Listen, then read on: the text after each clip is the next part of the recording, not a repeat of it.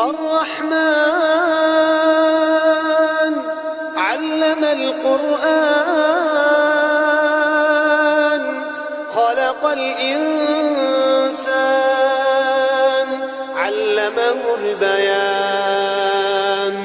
الشمس والقمر بحسبان والنجم والشجر يسجدان والسماء رفعها ووضع الميزان ألا تطغوا في الميزان وأقيموا الوزن بالقسط ولا تخسروا الميزان والأرض وضعها للأنام فيها فاكهة والنخل ذات الأكمام والحب ذو العصف والريحان فبأي آلاء